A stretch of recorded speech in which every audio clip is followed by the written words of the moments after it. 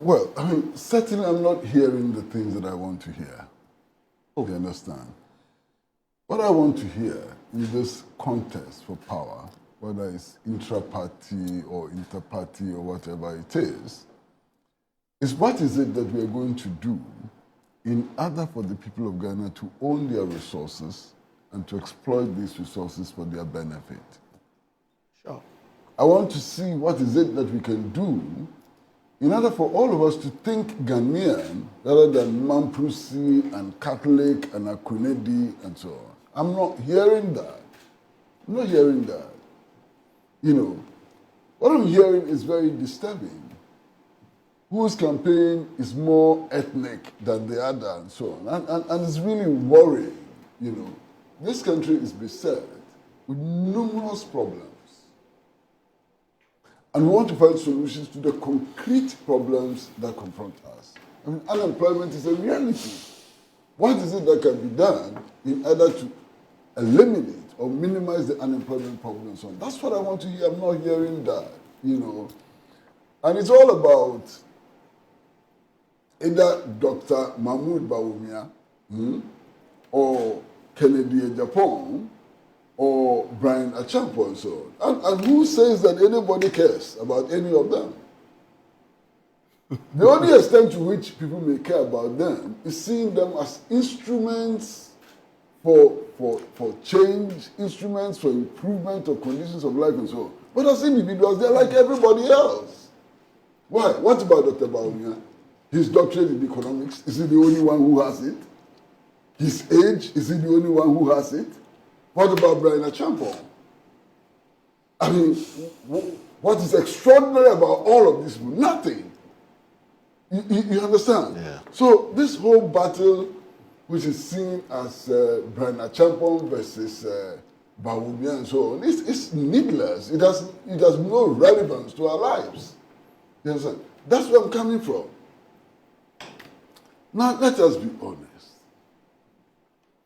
All these attacks on Bryan Acheampong, what is it that Bryan Acheampong has said, which all of them have not said before? What is it? What did he say? That we were told in the run-up to the 2024 elections, the ethnic competitions that they did. Who is going to disagree with that?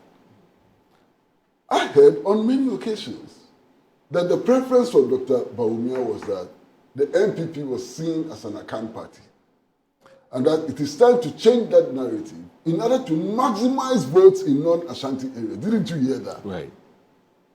Did you hear that or you didn't hear that? Fact. So why the attacks on Bryan Acheampong when he says the same thing? For example, we were told that NPP's chances in the Ashanti region were dicey for a number of reasons. One, because of Alan Chemartin's exit and so on, it was dicey. And what was the remedy which was suggested? The remedy which was suggested was NAPO and the endorsement of the Asante Hili for NAPO's candidature. Is that not true? Yeah. So what has Bryan said which is outrageous? This religious thing that we played on, you didn't hear? That it was time to have a Muslim also in the Flagstaff House. You didn't hear that?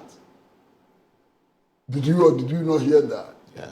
And then what was the outcome of the elections? The outcome of the elections showed that all of these assumptions were useless and that they didn't play up in the elections.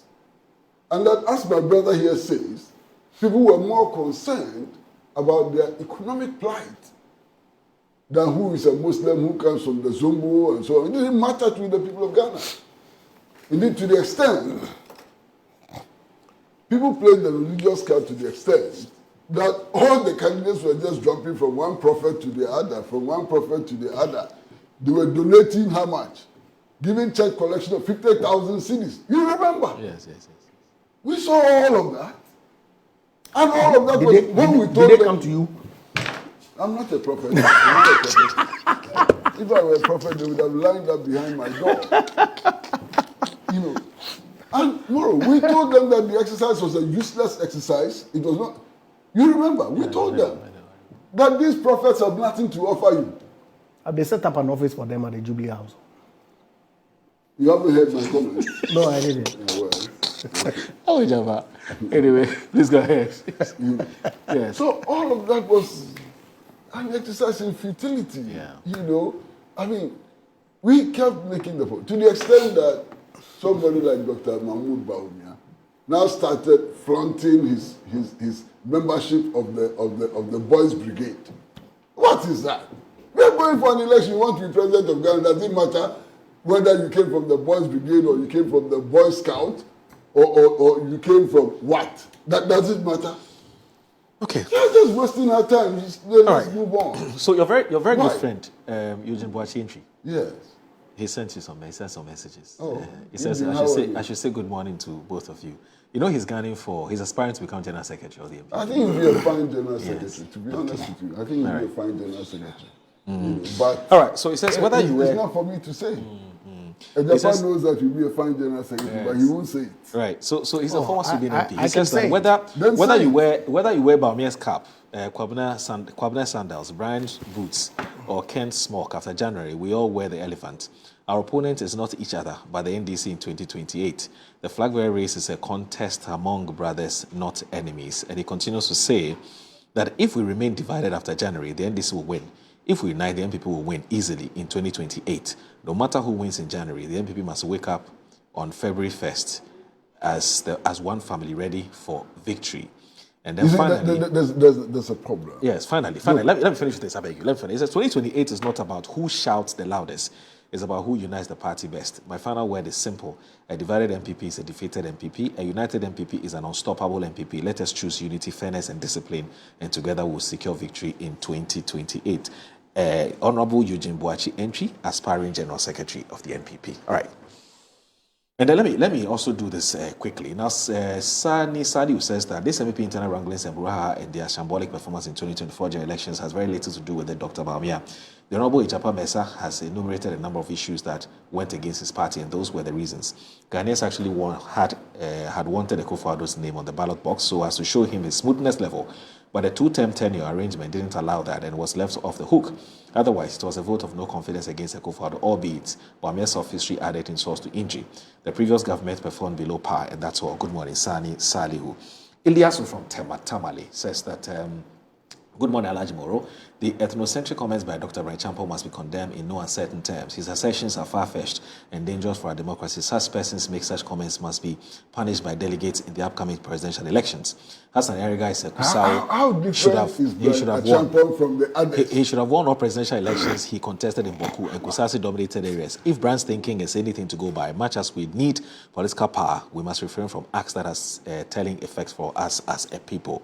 Master Planner is back. He says that former President Nana Addo was tagged with so many frivolous allegations, and people even went to the point that he's too short, so he cannot be president. He doesn't have John attached to his name, so he cannot be president. Today, it is Dr. Mahmoud Bawumia, and I don't expect anything new rather than unfounded accusations and allegations. According to research and data, religion and tribe plays a mini-micro in the presidential elections. I'm a delegate, and I'm voting for Dr. Mahmoud Bawumia once again, inshallah. We did same for Kufuor and Nana Addo, we shall do same for Dr. Mahmoud Bawumia. Shalom, Master Planner Junior Policy Analyst Ken Tampo. And this one says, Alhaji Hamza from Pig Farm says, good morning, my brother. Dr. Bawumia should accept the fact that he's a victim of circumstances. What didn't we hear Dr. Bawumia say during his campaign in 2024? Dr. Bawumia called on the delegates to vote for him because he's a northern and a Muslim. He went ahead to say that a Muslim and a northerner, he was going to win votes from the Muslim and from the northern sector. I think the Bawumia should stop complaining because he benefited from it. He should remember that what goes around comes around. And this one from, so Kujo Adamensa says hello, a data bank. He says I should say hello to both of you and that he's enjoying the show. Mystic Wonder says that from Nsawam Doji, says, good morning to you, Moro, and your panelists. The MPP has lost credibility a long time ago, suffering from leadership crisis and the center cannot hold. Since when did since Dr. Bawumia remains non-acan, he cannot become a president on the ticket of the MPP. Who says he cannot be? Anyway, Musa Bato and Sawasi says, Moro Acheampong in an attempt to defend the indefensible, he ended up contradicting himself.